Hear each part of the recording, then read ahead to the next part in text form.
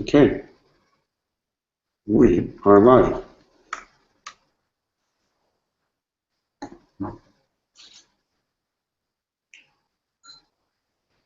So we're continuing tonight. Welcome everybody. Continuing tonight our learning of Nehemia Perek. I want to thank everybody for their very extensive harot. Some people, and I took a lot of joy with the discussions that were going on between people online, which was really very much closer to the way that we wanted to have a sense of chabura and people working together. Unfortunately, our numbers are severely limited, but at least getting a little bit of a sense of what it means. So, let us continue. What we saw last week at the beginning of the parak was the way we understood it was that the city, in the way beautiful Lashon of Rashi, you'll recall, was the Prutzim, were the Jews who were Prutzim.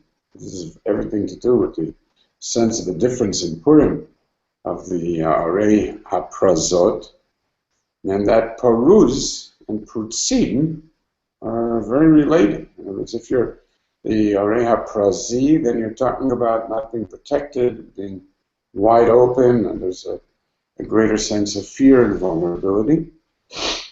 And this was precisely what brought together on all four sides of the attempt of Nehemia to create this new Medina, and I'm using Medina in the modern sense, but in the broader sense, which subsumes the modern sense, the place which is outside of the center of the Ruach, that's outside of the Beis HaMikdash, and yet the extension into the Malchus aspect in which the Am finds itself connected to that center. And we specifically use it that way for a much deeper meaning than simply the idea of having a state in the mind. It's not exactly what Medina means at all.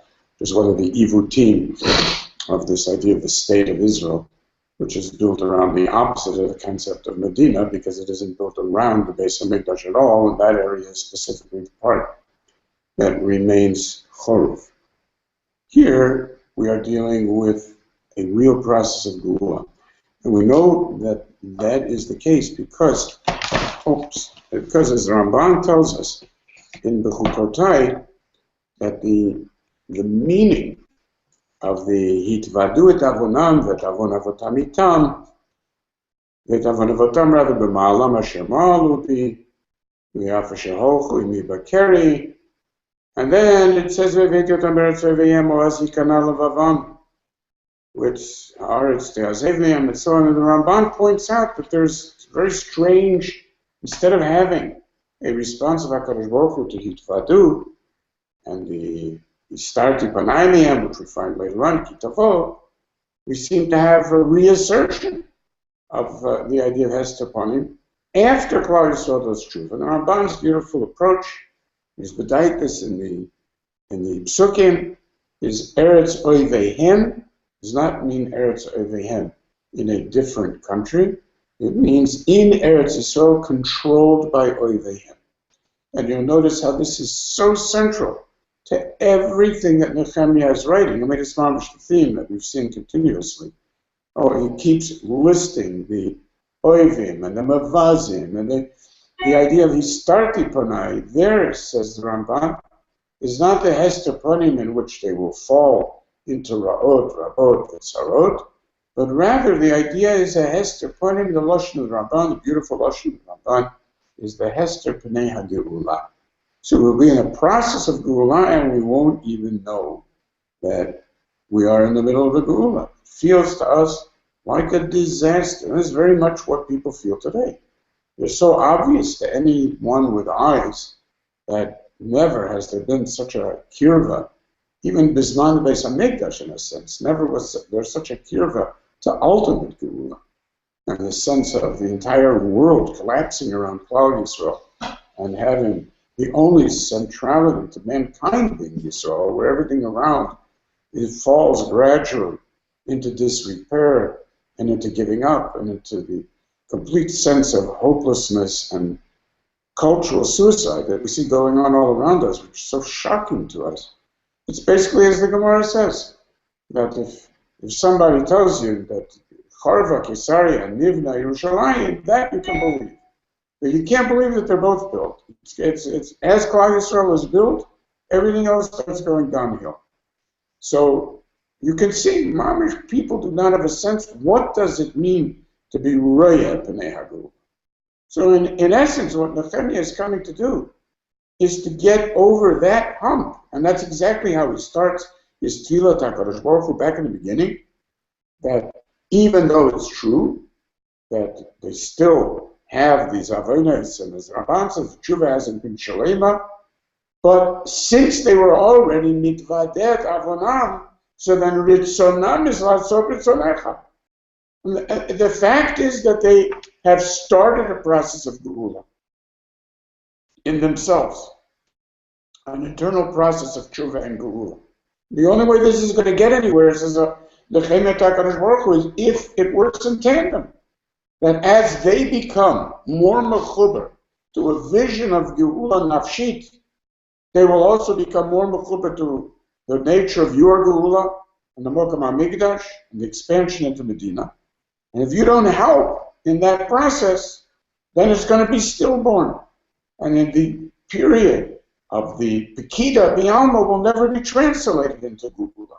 With that Rabban's insight, the entire vision of Nehemia, as we'll see in this parsha, becomes so sharp and so clear when he goes back to Yitzias Mitzrayim to define and to discover precisely what the issues are that enabled that Medina to be built in the Midbar.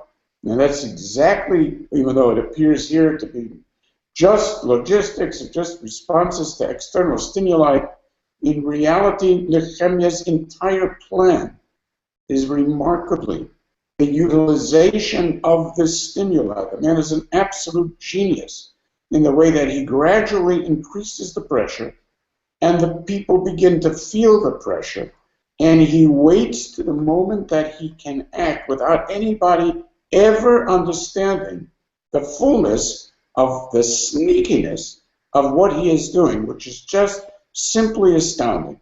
So for him to walk in and announce himself as a new Messiah, and this is our vision of Geula, is the last thing that he wants. Why?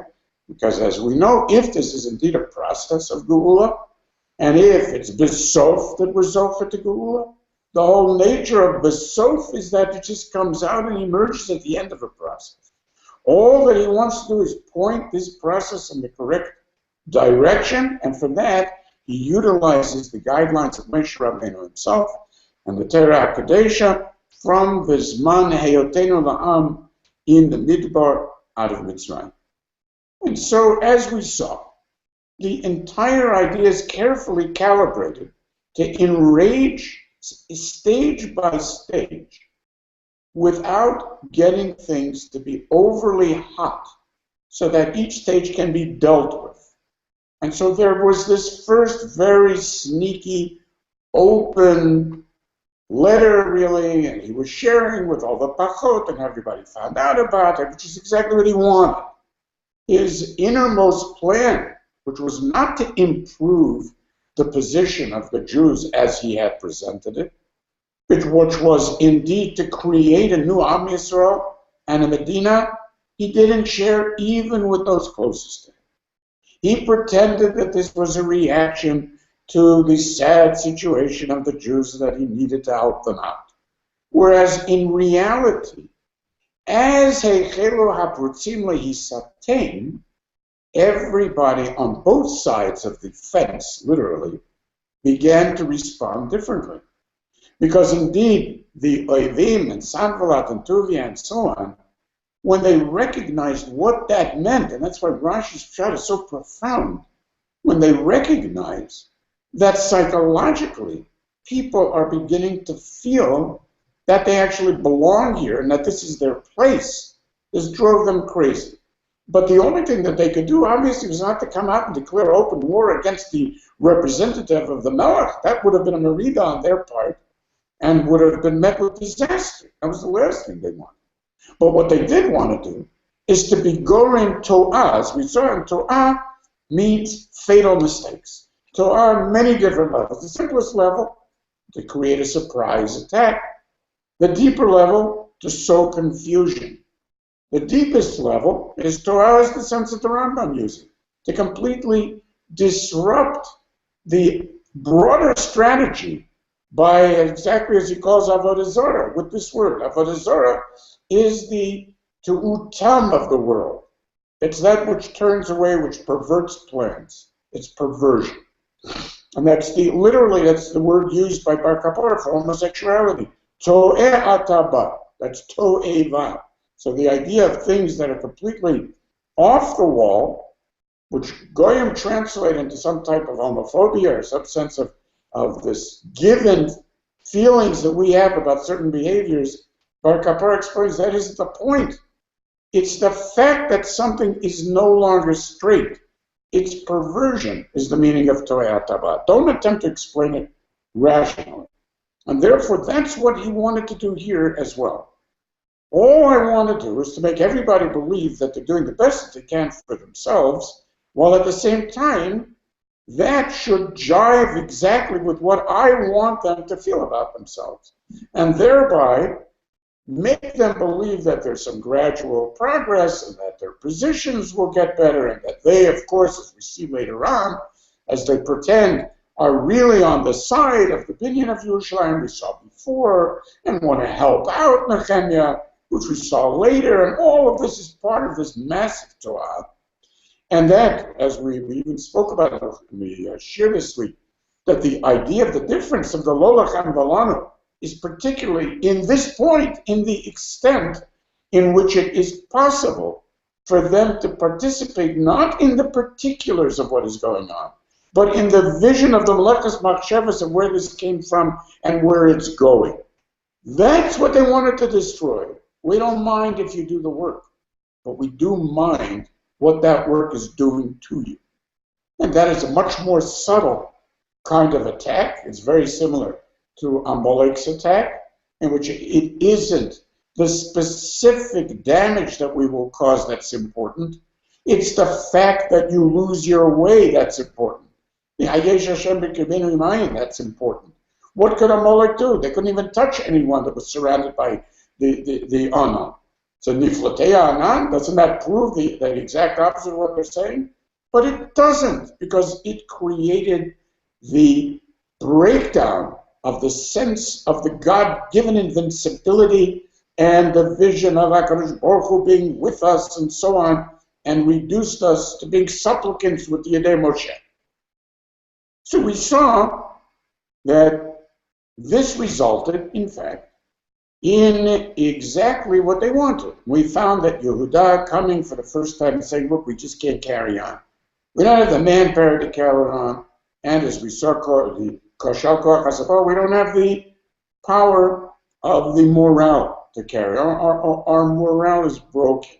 And we know what our tzarenu, the way we understood it, and even though it's machlokas here in the various Mefarshei Mikra, certainly many of the Mefarshim learn that this pasuk Vayom tzarenu is part of what Yehuda actually said. So they articulated the fact that it's because of what we feel could happen to us because of tzarenu is only intent on v'yishpatnu et hamalacha, and therefore they actually succeed.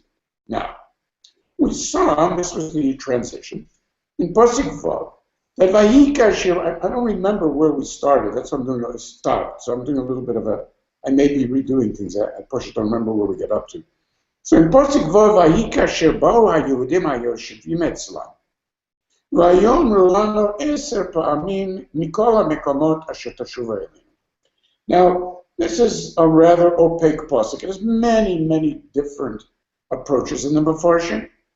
And the most likely is a combination, just as we've seen throughout Nehemia, a combination of the various levels, in which what is absolutely clear is one amazing thing, that the impact on Echelu HaPrutzim Le'isater is a change in the morale of those who were outside of Yerushalayim, upon whom there was no melacha, and who had found the derech of their own survival in the connection that they would have to the goyim that were around them, who were so threatening. And so their approach had been, look, you got to get along with the neighbors. And, the local militia, they joined the local militia, so that the behavior was the behavior of Jews there at Tzvayim. Exactly.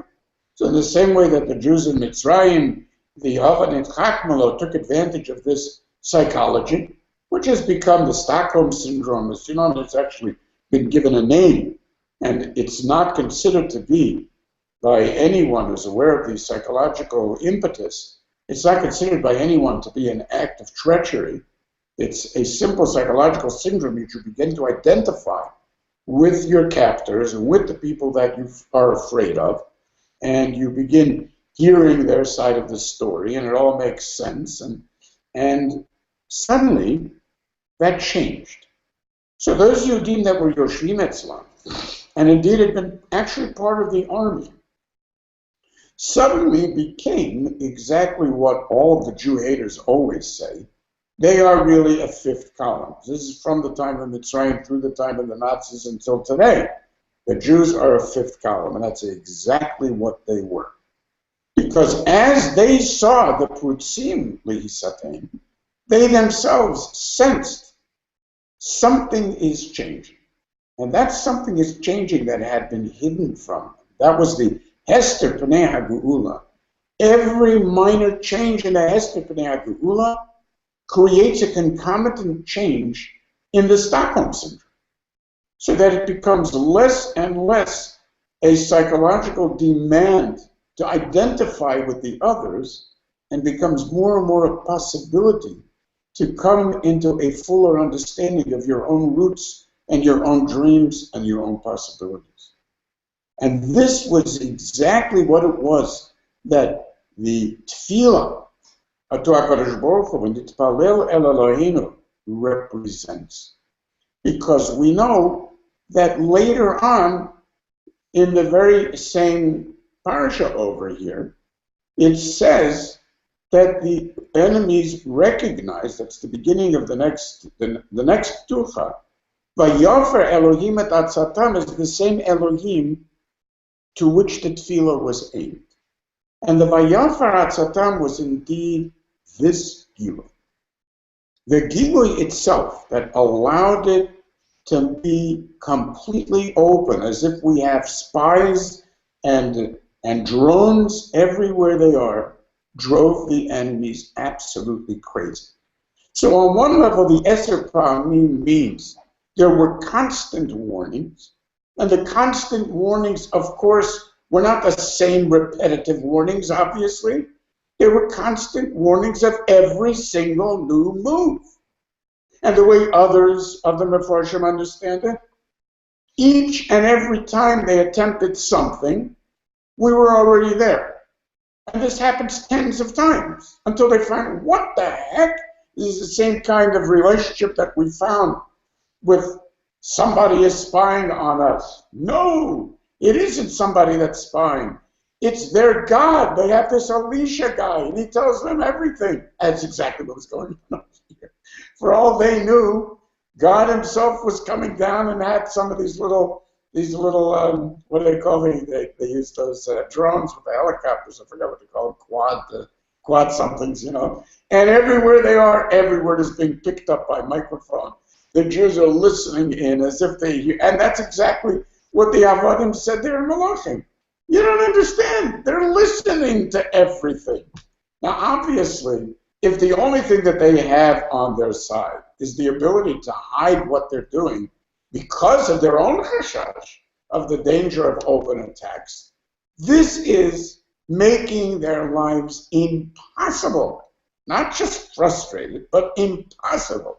It means that they have to give up because they don't dare have an actual attack, which is why the entire tactic switches totally. It's a 180-degree switch, in which the only thing that we can do is if you can't beat them, join them. And that's exactly what they attempt to do. Okay, we give up. So let us in, and we'll become part of it. And this is what he is celebrating. Now, that's only the beginning of the Perek, okay?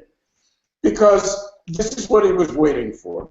And this is the first sign of the incredible change that the people that were once actually capable of identifying, it would be as if all of a sudden you have all the Israeli leftists all of a sudden joining up and saying, you know, we've got to do this. And that is happening. It's a fascinating thing that the people that identified with the enemies, as it becomes more and more evident that there's something unique about what's happening with Israel, they gradually move and see things as changing. So with this information, this tells us now how it was that Vayofer Elohim et Atzata, with this information in Pasuk Zayin, V'hamid b'tachtiyot lamakom mi'acharei lachoma batzchichim. So now this could be a reference to the words that Teshuvo Elenu, some learn that means wherever they will go back at night to rest, that's where we're going to get out and we're going to slit their throats. Or Asher Teshuvo Elenu would mean, if you have to come out and fight us, here's where you're going to have to come out and fight us. Make sure you all gather together. Or Asher Teshuvo Elenu could mean, this happened once and it happened twice, and every time I said, don't worry, we'll give you the information next time we come back. So that every single time, there they were again. And so with each one of these new pieces of information, I was waiting for them. And therefore, va'amid, that's the meaning of va'amid. Amid means I was standing there waiting for them. Where I was mitachtiyot. Now, one meaning is mitachtiyot lamakom, meaning I moved my forces from underneath places to a better location. Weak. Better. Va'amid mitachtiyot lamakom mi'acharei lachoma batzchichim. With the identified mokom, la mokom, leha mokom, with whatever the identification of that makom was with each of these pa'amim, I already quickly moved my forces to a higher location in the tzchichim of the choma, which the Ibn Ezra learns literally means cliffs. Others learns higher places than where they had been before. But basically, it isn't only a question of lookouts. I was ready to shoot, and I did. והעמיד את העם למשפחות עם חרבותיהם, רומחיהם, וקשתותיהם. And I organized people according to family. So as the Ralbag points out, that this is an amazing way to get people to fight, not for king and country, but for home and hearth. And therefore they will fight more powerfully. And so, va'ereh, so what does va'ereh mean? And maybe va'ereh means, like some suggest, I did an inspection of the troops. Boom, boom, boom, boom. So the king is walking along, basically checking out. And then, when satisfied, ve'akum el achorim, el askanim, ve'yeter ha'am. And so I then tell everybody, okay, see, things seem to be going all right. And et Adonai hagadol ve'anorah zechoru, v'ilachamu alachichem b'nechem uvnotechem, and indeed, fight for your homes, your brothers, your children, your daughters, your wives, and so on and so forth. Sounds very lovely. Now, suppose we learn it as being something much more meaningful. Suppose va'ereh actually means the same thing it does when it does in Pinchas, is vayar. It means that I saw that there was the moment that I had been waiting for. What would that moment have been? So, we saw up until this time that there was a gradual change in the people's perception of their relationship to Yerushalayim and their responsibility to Yerushalayim. And this was part of what he felt, and of course we know today that that's a very strong psychological impetus, is that that sense of the ability of the tel talpiot aspect of Yerushalayim, in which indeed it is mechaber for some reason Yavta, and that doesn't mean that it has to be conscious necessarily, but that was his first step. That was basically the Beis HaMikdash that Ezra had built, and the commitment to recognizing that that Beis HaMikdash is to be expanded. Okay, what was Moshe Rabbeinu's next step? The most amazing thing was an army. And the army is built lemishpechotehem. That is an entirely different understanding. In other words, I see that the way that Klal Yisrael was built was by counting kol yotzei latzava, and it would be a tzava that would be first built around the nature of mishpacha, which then by definition would end up merging and emerging into something that was much bigger and that gave the people the feeling that for the first time, the Chamushim Yatzu B'nai Yisrael Meretz Mitzrayim means something besides the ability to protect yourself. It means that you have indeed a civilization, that you have a vision, that you have an assertiveness. That assertiveness was exactly what had been destroyed by the Hester B'nai HaGeula and the Bizoyon, which was driving the Kenya crazy at the very beginning. The matzav of the Yam, the psychological matzav of the Yam, the way people wouldn't hesitate to speak about them, that a Jew is a piece of garbage, that had to change. And that started gradually, that change, and the brilliance of the Nehemia to pretend that all I'm doing is building, family units to protect our local areas. The Va'ereh would then mean, I saw that the moment had arrived. And what would that moment be? A moment where we have an army. And what do we do when we have an army? We have a keeper of morale. And what does that keeper of morale do? He gets up and he calls everyone together and he says, Al tir'u mipnehem ve'al tartzu mipnehem. Et Adonai Agadol v'Anorah zechoru. That's what he does. Now, until this point, there was no Adonai Agadol v'Anorah, because we know that up until this time, we've been in the period in which the Nevi'im were maling the words, the Gibor and the Neira, and the Gibor certainly has not been seen yet, because we still have the Goyim, and they haven't been defeated, but the Norah, that concept of the Norah, that there should be a sense of his presence, the awesomeness that people are responding to, all of a sudden is back. People are looking at it. People are feeling themselves as being mechuber to Hashem Agadol v'Hanorah. For the first time we can understand that that Norah does not have to be earth-shattering and planet-bashing. It's sufficient that the Nora'ut is indeed in the Hanhaga, that is, it's easy to see that there is underneath it all this amazing presence of Nora'ut. And therefore, now I tell you, remember him, Zechoru. And that's exactly what the Mashur Kuchama says.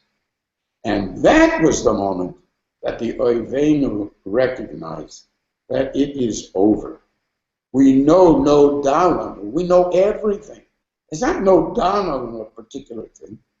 And that Vayofer Elohim et Atzatam, there's been such a profound change that the presence of HaKadosh Baruch Hu among the Jews is changing, and therefore there's nothing that can be done.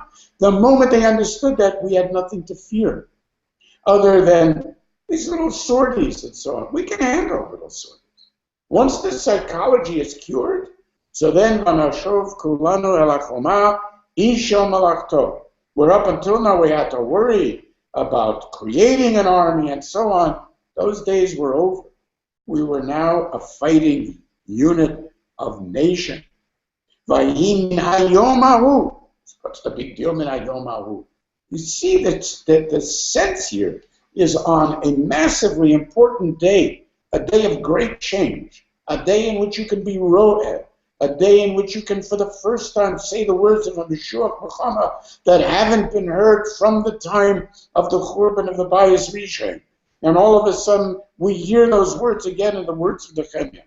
And from that day, Chatzim Yarayosim B'Malacha, V'Chatziam Machazikim, V'Ramachim, V'Maginim, V'Akishatot, V'Ashiryonim, V'Asarim, Acharei Kol Beit Yehuda. Kol Beit Yehuda. The Sarim Acharei Kol Beit Yehuda are together with the Ne'arim, which are probably, as most of the Mefarshim suggest, are the soldiers that have been appointed to go with him from the Melech, and who are very likely indeed Jewish kids that have been trained in warfare, are his Ne'arim that he can respond to as someone that is close to him. The Nar is always the closest to the leader. And they are the ones that are professional soldiers at this time.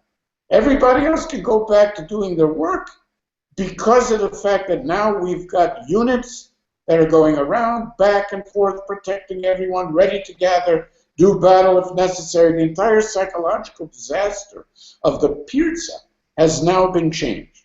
And even the ones who were Bonim Bachoma, not the Na'arim, not the Sarim, not Kol Beit Yehuda, the professional Bonim, the ones who were Nosim Basevel, they were there, they're weighted down by 500 pounds of stone.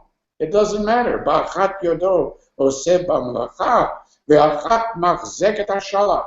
They had the dagger that was easy. It wasn't a cherub that you could pull all the way out, which obviously they couldn't do when they're in the middle of their work. But there they are with the shalach, which is a small dagger-like dual-faced sword. V'habonim, who were able to use a cherub, because they could just lay down their things and grab a sword. They are with their cherub hasurim amotnav, and they continue to be bonim. And the most beautiful part, v'atokea b'shofar etzli. Of course, that was the last piece in the puzzle that Nehemia had seen. And that's the Aselecha Chatzotzrot, which, as the Gemara tells us, after the time of the Churban, Chatzotzra became Shofar, and Shofar became Chatzotzra. And therefore, when he says that Shofar, Tokea Shofar Etzli, that means that he takes on now that idea of how to gather people together that was given to Moshe Rabbeinu himself, that sense of leadership, that ability to get people to respond, and it's the horn of Rohan, basically, in which that thing touches people's hearts to such an extent that anything could happen and puts fear indeed into the hearts of the enemy. Okay, I guess we'll have to continue next week for our next piece, but I think this gives us a beginning of real insight into Nehemia's unbelievable strategizations, his planning, his insights, his clarity, and his absolute faith in each aspect of the stages of Geula that he was able to learn from Maisi Yetzias Mitzrayim and onwards. So, Laila Tov, everyone, thank you so much for coming. Please continue with your wonderful Ha'arot so that we can continue to be Zochet to understand more. Laila Tov.